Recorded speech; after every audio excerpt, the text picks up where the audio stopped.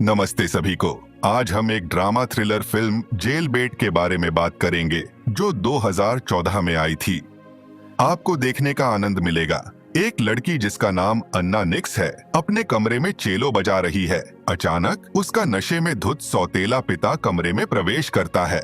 वह उसे गाल पर जोर से थप्पड़ मारता है और उसे छूने लगता है। वह अपनी टांगों से उसे धक्का देती है और वह बिस्तर की मेज से टकराकर एक फूलदान तोड़ देता है और उसके टुकड़े आदमी की गर्दन में फंस जाते हैं। आदमी तुरंत मर जाता है। लड़की को पुलिस द्वारा गिरफ्तार किया जाता है। अदालत में वह दावा करती है कि यह आत्मरक्षा थी। हालांकि उसकी मां चिल्लाती है कि आदमी कभी भी उसकी बेटी को नुकसान नहीं पहुंचाता। अदालत फैसले की घोषणा करती है और लड़की को 4 साल की सख्त शासन वाली किशोर कॉलोनी में सजा सुनाती है। अन्ना और अन्य अपराधियों को जेल में लाया जाता है। पुलिस उनसे बात करती है और उन्हें नारंगी रंग के कपड़े देती है। जेल के मुख्य अधिकारी का नाम फ्रैंक है।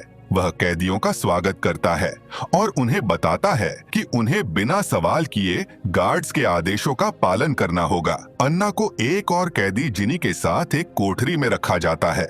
लड़की को पढ़ने का शौक है और उसे लोगों से बात करना पसंद नहीं है। वह कहती है कि वह यहाँ 5 साल और 6 महीने से है।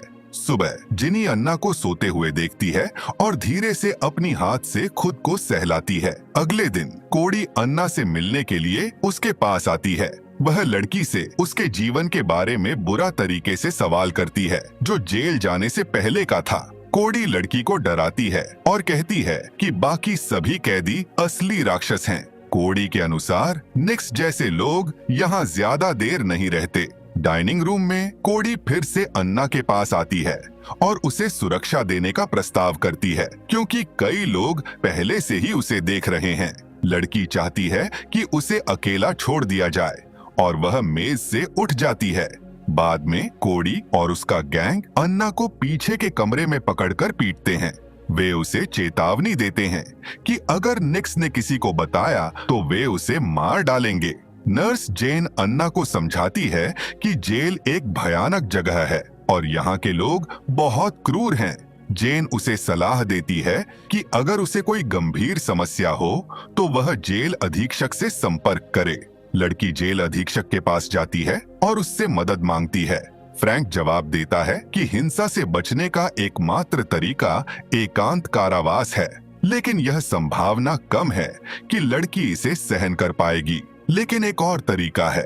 फ्रैंक उसे सुरक्षा देने का प्रस्ताव करता है, बदले में लड़की के साथ शारीरिक संबंध बनाने का।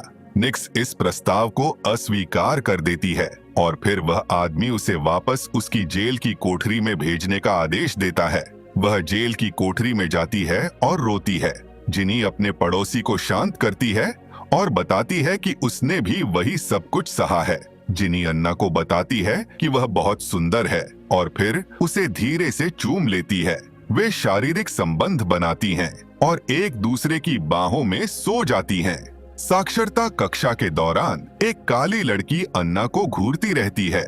एक वॉक के दौरान वह निक्स को डराती है और मजाक उड़ाती है। जिनी को अब इस उत्पीड़न से थक चुकी है और वह कोड़ी से सुरक्षा मांगने का निर्णय लेती है। जिनी इस कृत्य से निराश हो जाती है। गैंग की लड़की जिनी का रास्ता रोकती है और फिर उस पर हमला करती है, लेकिन जिनी पलटवार करती है। कोड़ी को साहसी हरकतें पसंद आती हैं और अब वह अन्ना को अपनी गैंग में शामिल करने के लिए तैयार है। लड़कियां निक्स को अपनी कोठरी में ले जाती हैं, जहां शराब, टीवी और अवैध पदार्थ होते हैं। वे बताती हैं कि फ्रैंक ने उन्हें यह सब आपसी फेवर्स के बदले में दिलवाया है। कोड़ी अन्ना से कहती है कि वह उस काली लड़की को पीटे जिसने उसका उत्पीड़न किया था। लड़कियां लड़ाई को अपने फोन पर रिकॉर्ड करने की योजना बनाती हैं। हन्नी साहस पूर्वक हमलावर पर हमला करती है। जल्द ही सुरक्षा उन्हें अलग कर देती है। सजा के रूप में निक्स को नंगा करके 2 हफ्ते के लिए सजा कक्ष में बंद कर दिया जाता है। कुछ दिनों बाद फ्रैंक लड़की को सजा कक्ष से बाहर निकालता है और वादा करता है कि वह उसे सजा से बचा लेगा यदि अन्ना उसे अच्छा समय देगी। निक्स ऐसा करती है, बहुत घिन के साथ। जल्द ही लड़की को उसका पहला टैटू मिलता है और उसे प्रतिबंधित पदार्थों का सेवन कराया जाता है। कोड़ी अन्ना से कहती है कि उसे वह बहुत पसंद है। लड़कियां एक दूसरे को चूमती हैं और आलिंगन करती हैं जब तक कि अलार्म नहीं बजता। अन्ना की माँ उसे जेल में मिलने आती है। वह अभी भी विश्वास नहीं करती कि उसके सौतेले पिता ने उसकी बेटी का शोषण किया। अन्ना रोते हुए चिल्लाती है कि वह हमेशा उसे सताता था। माँ लड़की के चेहरे पर थप्पड़ मारती है और कहती है कि यही उसकी जगह है। फिर वह चली जाती है। अगले दिन एक अश्वेत लड़की और उसका गिरोह कोड़ी के गिरोह पर हमला करता है। जल्द ही गार्ड कैदियों को अलग कर देते हैं और निक्स को वापस फ्रैंक के पास ले जाया जाता है। वार्डन कहता है कि उसने 2 सप्ताह के लिए काले गुंडे को गड्ढे में फेंक दिया है और अगर वह उसका उपकार करती है तो वह अन्ना को कुछ नहीं करेगा। फ्रैंक लड़की को अवैध पदार्थों का सेवन कराता है, उसे झुकाता है और उसके साथ गंदा व्यवहार करता है। जब अन्ना अपने सेल में वापस आती है तो वह अपनी रूममेट से सवाल पूछना शुरू कर देती है। जिनी उससे बात करने से मना कर देती है क्योंकि अन्ना अवैध पदार्थों के प्रभाव में है। निक्स पड़ोसी को थप्पड़ मारता है और तुरंत माफी मांगने की कोशिश करता है। जिनी के चेहरे पर चोट के निशान के कारण अन्ना को वापस बॉस के पास ले जाया जाता है, जहां वह निश्चित रूप से कुंवारी लड़की का फायदा उठाने का मौका नहीं छोड़ता। निक्स जो हो रहा है उससे थक जाता है। वह हर समय सभी प्रकार के पदार्थों का उपयोग करना शुरू कर देती है। अन्ना कोड़ी से झगड़ा करती है और वह लड़की को बाहर जाने के लिए कहती है। टहलने पर निक्स जिनी के साथ शांति बनाने की कोशिश करता है, लेकिन वह उसे भगा देती है। अन्ना लड़कियों को अवैध पदार्थ लेते हुए देखती है। वह उन्हें कुछ बिल देती है और उनके साथ शामिल हो जाती है। कोड़ी यह देखता है और लड़की को शांत होने के लिए कहता है, लेकिन अन्ना जवाब में केवल असभ्य है। कोड़ी चिल्लाता है कि निक्स अब उनके संरक्षण में नहीं है और चला जाता है। अगले दिन बाथरूम में अश्वेत व्यक्ति और उसके गिरोह ने निक्स को पीटा। लड़की शक्तिशाली अवैध दवाओं की लत में तेजी से बढ़ती जा रही है।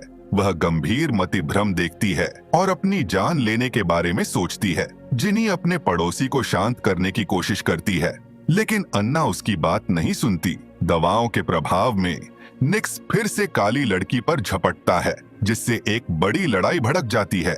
इस वजह से अन्ना को फिर से सजा सेल में भेज दिया जाता है। वहां कुछ दिन बिताने के बाद वह एक प्लास्टिक की खाने की ट्रे तोड़ती है और उसके एक टुकड़े से आत्महत्या करने की कोशिश करती है। वह चमत्कारिक रूप से बच जाती है। अन्ना एक मनोरोग अस्पताल में होश में आती है। वह पूरी तरह से हाथ और पैर से बंधी हुई है। जेन कैदी से होश में आने के लिए कहती है। निक्स मनोरोग अस्पताल में शराबियों और पागलों को देखकर भयभीत हो जाती है। वह अपनी माँ से मिलने के लिए कहती है। माँ आखिरकार स्वीकार करती है कि वह जानती थी कि उसका सौतेला पिता कितना भयानक व्यक्ति था। महिला अपनी बेटी से माफी मांगती है और कहती है कि उसे जेल में होना चाहिए, उसकी बेटी को नहीं। थोड़ी देर बाद फ्रैंक लड़की को वापस जेल की कोठरी में जाने देता है। दर्द सहते हुए वह अपने शरीर से टैटू हटाती है। लड़की आखिरकार जेनी के साथ सुलह कर लेती है और दोस्त फिर से प्यार करते हैं। कैफेटेरिया में कोड़ी और उसका गिरोह फिर से निक्स को धमका रहे हैं। एक काली लड़की उसके पास आती है और अन्ना को भी धमकाना शुरू कर देती है। लड़की की रक्षा करने वाला कोई और नहीं है। बॉस निक्स को अपने कार्यालय में बुलाता है और उसे एक सेलो देता है। वह आदमी चाहता है कि वह जेल के टैलेंट शो में परफॉर्म करे। गलियारे में कोड़ी अन्ना को पकड़ता है और रेजर से उसका चेहरा काट देता है। वह ऐसा इसलिए करती है क्योंकि अन्ना ने उनके टैटू हटाने की हिम्मत की थी। खलनायक लड़की को पीटते हैं और उसके हाथों पर पैर रखते हैं ताकि वह कोई संगीत वाद्य यंत्र न बजा सके। जब फ्रैंक जेल अस्पताल आता है तो निक्स स्वीकार करती है कि उसे कोड़ी ने पीटा था। जेन ने देखा कि वार्डन कैदी के साथ कैसा व्यवहार करता है। बाद में अन्ना नर्स को सच्चाई बताती है। वह कहती है कि वार्डन लगातार उसे कुछ खास काम करने के लिए मजबूर कर रही है। इस समय फ्रैंक निगरानी कैमरों पर महिलाओं को देखता है। कुछ दिनों बाद कैदियों ने जेन पर हमला किया और उसे पीटा। नर्स वार्डन के कार्यालय में घुस जाती है और कहती है कि वह कैदियों के साथ उसके दुर्व्यवहार के बारे में सभी को सच्चाई बताएगी। जैसे ही महिला कार्यालय से बाहर निकलती है, फ्रैंक लड़की से छुटकारा पाने का आदेश देता है। लॉकर रूम में जेन के पास एक कैदी लड़की आती है और एक नुकीली चीज से कई बार वार करती है। वार्डन अन्ना से झूठ बोलती है कि कोडी ने जेन को मार दिया है। निक्स एक टैलेंट शो में सेलो बजाती है और कैदियों को अपने संगीत से प्यार करने में भी कामयाब हो जाती है। प्रदर्शन के बाद फ्रैंक लड़की से कहता है कि उसकी पैरोल की सुनवाई अगले सप्ताह है। फिर वह आदमी अन्ना को फिर से जबरदस्ती ले जाता है। जिन्न अन्ना को समझाता है कि उसे वार्डन पर भरोसा नहीं करना चाहिए। वह उससे हर समय झूठ बोलता है। कोडी और उसका गिरोह गलियारे में अन्ना का मजाक उड़ाता है, लेकिन वे एक गार्ड से डर जाते हैं। इसके तुरंत बाद निक्स को जेल से रिहा होने के लिए सुनवाई के बारे में एक पत्र मिलता है। लड़की को पता चलता है कि फ्रैंक उसे धोखा दे सकता है और वह कोडी से मदद मांगती है। लड़की अपने बुरे बॉस से बदला लेने से पीछे नहीं हटती। कोडी अन्ना को एक फोन देता है और उसे अपने पति के साथ खुद का एक वीडियो रिकॉर्ड करने के लिए कहता है। जब निक्स कार्यालय आता है तो फ्रैंक उसे फिर से गंदी हरकतें करने का आदेश देता है ताकि वह सुनवाई में उसके लिए अच्छी बात कह सके। लड़की ने चुपके से पूरी प्रक्रिया को अपने फोन पर फिल्माया। अगले दिन उसके मामले की सुनवाई शुरू होती है। अन्ना जजों से कहती है कि उसे अपराध के लिए खेद है, लेकिन फ्रैंक अपने वादे से मुकर जाता है और दावा करता है कि निक्स लगातार परेशान करने वाला व्यक्ति है और उसे जेल में ही रखा जाना चाहिए। आयोग लड़की की पैरोल को अस्वीकार करने वाला है और फिर वह उन्हें फ्रैंक का एक वीडियो दिखाती है जिसमें वह कैदियों को अपने गंदे उद्देश्यों के लिए इस्तेमाल कर रहा है। वार्डन को उत्पीड़न के लिए तुरंत गिरफ्तार कर लिया जाता है। फ्रैंक को गलियारे में ले जाया जाता है जहां गुस्साए कैदी उस पर उग्र रूप से हमला करते हैं। अगले दिन आयोग आखिरकार लड़की को जेल से जल्दी रिहा कर देता है। सड़क पर एक खुश मां अपनी बेटी से मिलती है।